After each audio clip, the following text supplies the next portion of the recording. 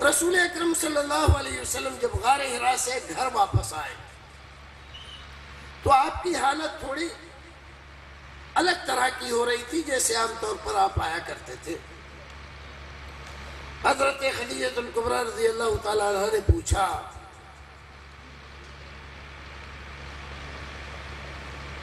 کیا بات ہے؟ فرمایا زملونی زملونی فإنی اخاف علی نفسی، مجھے چادر اڑا دو، مجھے چادر اڑا دو، مجھے اپنی جان کا خوف محسوس ہو رہا ہے۔ حضرت خدیجہ الکبریٰ رضی اللہ تعالیٰ عنہ نے بستر تو لگا دیا، چادر بھی اڑائی، لیکن فرمایا یہ کیا بات کر رہے ہیں آپ؟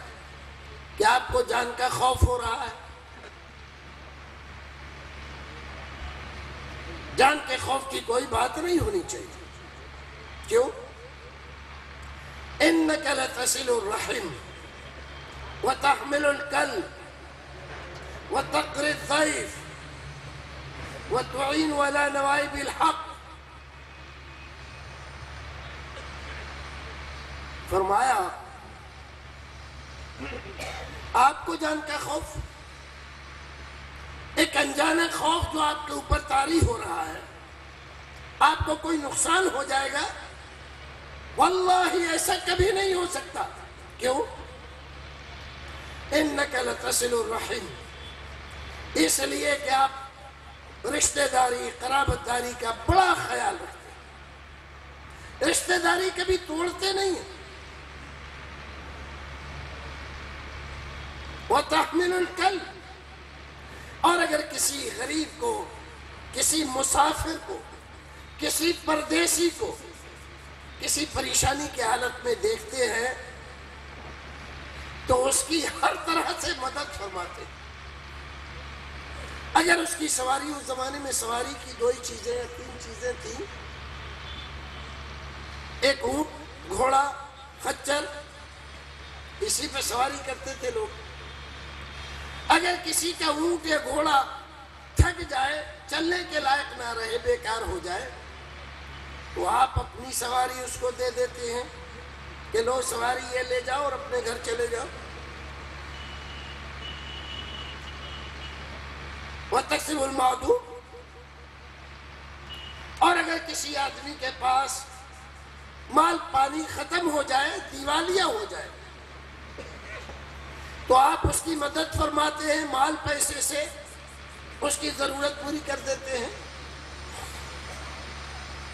وَتَقْرِي الضَّيْفَ، اور اگر کوئی مہمان آئے آپ کے گھر، کوئی بھی ہو، جان پہچان کا یا بغیر جان پہچان کا، آپ اس کی پوری مہمان نوازی کرتے ہیں اور خیال رکھتے ہیں۔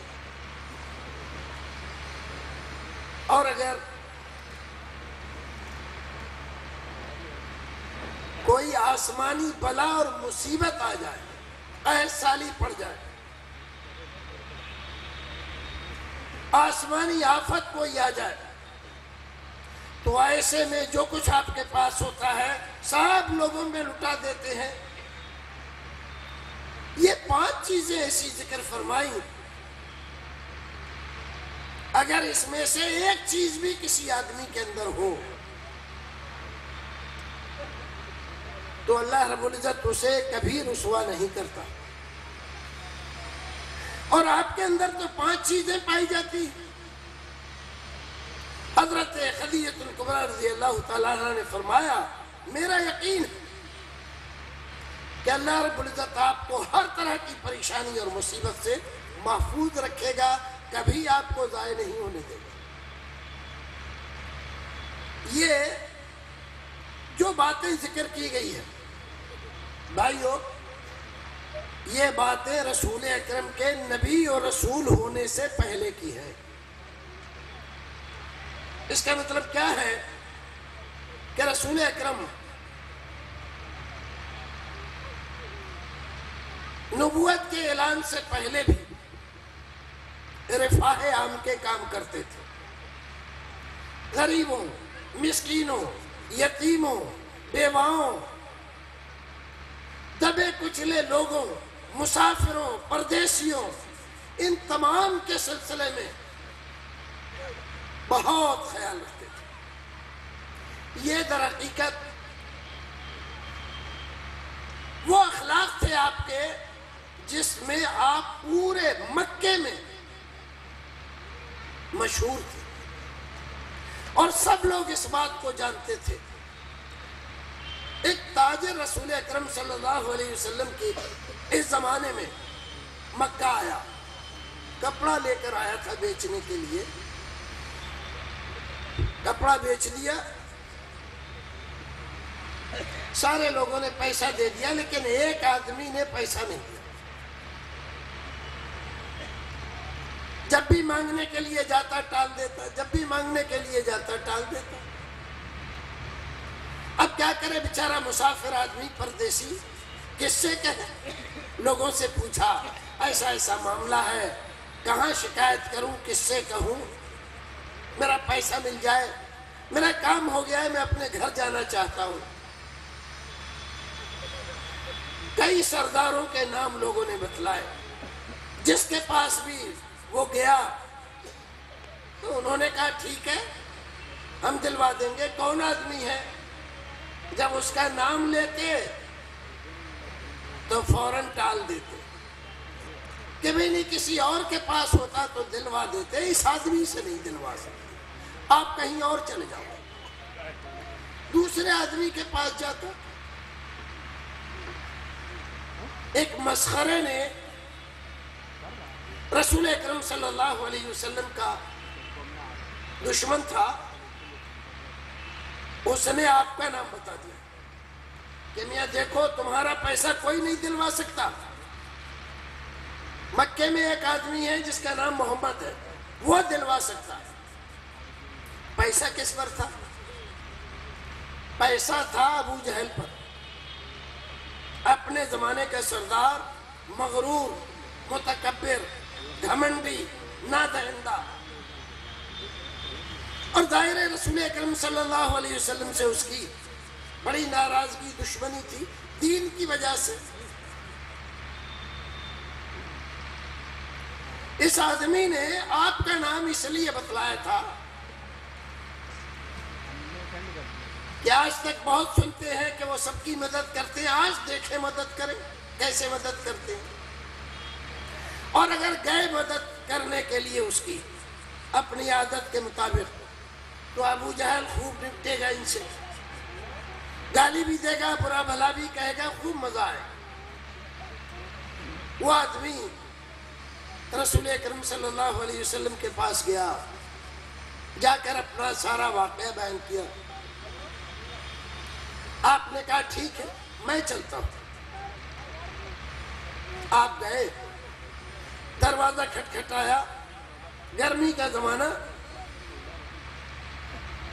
ابو جہل آرام کر رہا ہے، سو رہا ہے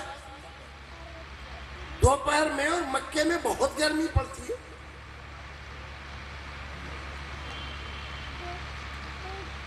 لونڈی سے کہا جاؤ جا کے دیکھو کون ہے.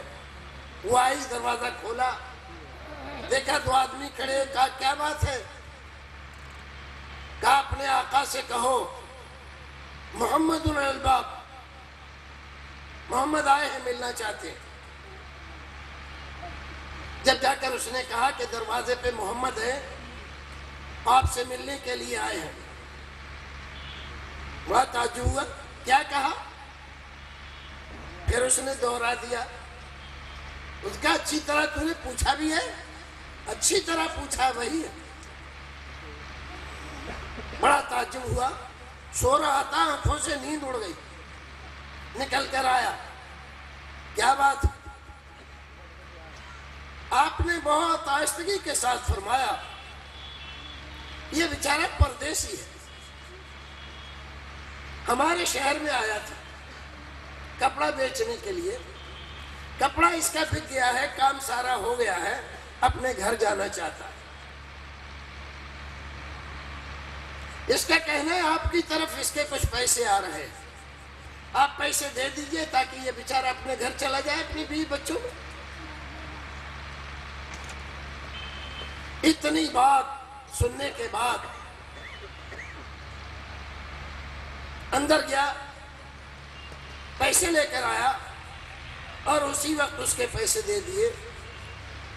وہ آدمی کہنے لگا کہ مکے میں اتنے بڑے بڑے سرداروں کے پاس گیا میں، اور کسی آدمی نے اس آدمی کا نام سننے کے بعد حامی نہیں بھری کہ ہاں ہم جا کے سفارش کر دیں گے۔ لیکن آپ کی ایک بات کے سامنے اس آدمی نے پیسے دے دیے، روزانہ صبح شام کر رہا ہوں اور یہ حامی نہیں بھرتا تھا۔ بھائیو، رسول اکرم صلی اللہ علیہ وسلم کی زندگی کا یہ ایک واقعہ ہے۔ اب ذرا اندازہ لگائیں، جس کے پاس آپ گئے تھے وہ دشمن تھا، دین کا بھی جان کا بھی، اور جس کے لیے گئے تھے وہ آدمی نہ آپ کا اپنا تھا، نہ رشتہ دار تھا، نہ گاؤں بستی کا تھا، نہ برادری کا تھا، بیچارہ پردیسی، پتہ نہیں کہاں کا رہنے والا۔ نبی اکرم صلی اللہ علیہ وسلم نے اپنے آرام کا خیال نہیں کیا، یہ خیال نہیں کیا دشمن ہے، پتہ نہیں کتنی گالی دے گا، پتہ نہیں کیا کرے گا، لیکن دوسرے کی مدد کرنے کے لیے آپ فوراً تیار ہو گئے۔ یہ ہمارے نبی کا اسوہ تھا، عمل تھا، یہ زندگی کا آپ کے ایک بہترین گوشہ ہے جس کو ہم نے بھلا دیا۔ آج ہم بہت سارے لوگوں کو دیکھتے ہیں، بے یار و مددگار، بے دست و پا، پریشان حال، لیکن ہم ان کی پریشانی کی طرف کوئی خاص توجہ نہیں دیتے، جہاں تک ہوتا ہے ٹالنے کی کوشش کرتے ہیں۔ اگر ہم اپنے نبی کے اس اسوہ کو اپنائیں، کوئی بھی آدمی ہمارے پاس آئے، ہمارے دین کا ہے یا نہیں ہے، پڑوسی ہے یا نہیں ہے، برادری کا ہے یا نہیں ہے، انسان مان کر اس کے ساتھ ہم نیک برتاؤ کریں، اچھا سلوک کریں، اس کی مدد کرنے کی کوشش کریں، تو یہ دنیا اور اس دنیا میں جو بدگمانیاں ہیں، آپس میں نفرتیں ہیں، عداوتیں ہیں، یہ سب ختم ہو جائیں۔ دیکھیے، دنیا میں محبت سے محبت ملتی ہے، نفرتوں سے نفرتیں پیدا ہوتی ہیں۔ جتنا ہم دوسرے کے بارے میں اچھا سوچیں گے، اتنا ہی ہم اپنا اچھا کریں گے۔ جب ہم کسی سے نفرت کرتے ہیں تو سب سے پہلے اس کا اثر ہمارے دماغ پر ہوتا ہے، دماغ میں ٹینشن پیدا ہوتا ہے، جھنجھلاہٹ پیدا ہوتی ہے، اس دماغ سے عجیب قسم کی ریز نکلتی ہے، نفرتوں بھری، اور اس کا اثر ہمارے دل پر ہوتا ہے، ہمارے پورے جسم پر ہوتا ہے۔ ہماری نیند کم ہو جاتی ہے، بھوک کم ہو جاتی ہے، سوچنے سمجھنے کی صلاحیتیں ہماری کمزور پڑ جاتی ہیں۔ ہم اپنا نقصان کرتے ہیں دوسرے کا نقصان کرنے سے پہلے۔ اگر ہم چاہتے ہیں اپنا فائدہ کریں تو ہمیں چاہیے ہمیشہ دوسروں کے کام آنے کی کوشش کریں، دوسروں کا کام نکالنے کی کوشش کریں، دوسروں کو فائدہ پہنچانے کی کوشش کریں۔ کبھی کبھی ہم اس استھتی میں نہیں ہوتے کہ دوسرے کی مدد کر سکیں، لیکن ایسے میں کم سے کم ہم اتنا تو کر سکتے ہیں کہ اس کا حوصلہ بڑھائیں، اس کے ساتھ ہمدردی جتائیں،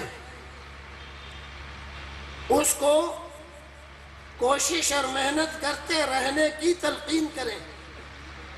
جیسے بھی ہم اس کو یقین دلا سکتے ہیں،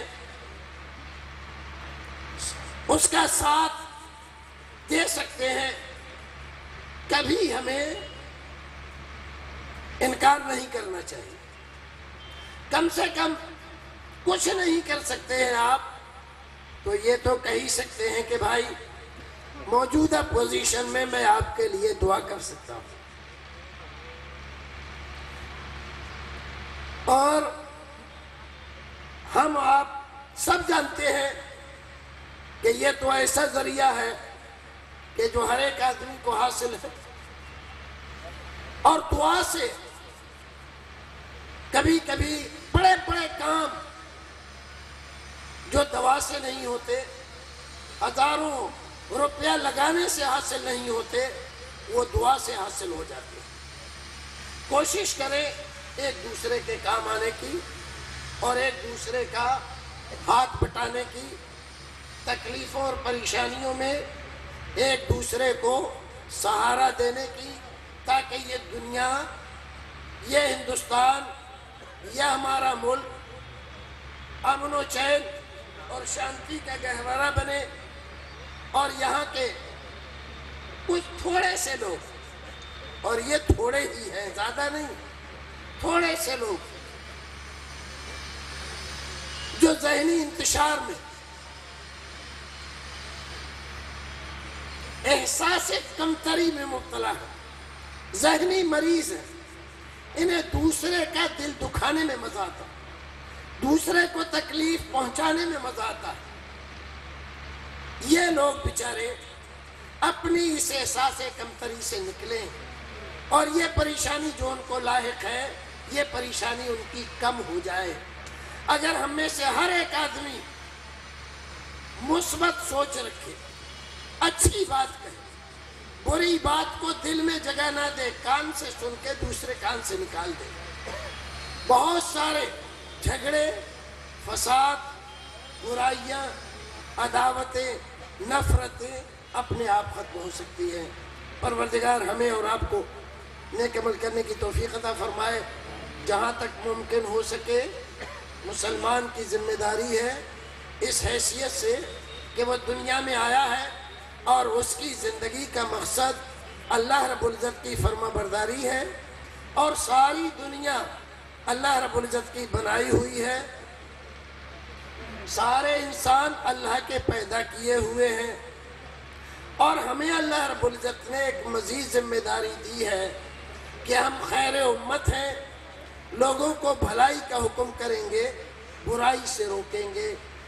جہاں تک ہمارے دم میں دم رہے گا ہم برائی کو نہ بڑھاوا دیں گے اور نہ بڑھنے دیں گے، بلکہ بروں کے ہاتھ کو پکڑیں گے تاکہ وہ کسی کا برا نہ کریں، کسی کے ساتھ برائی نہ کریں۔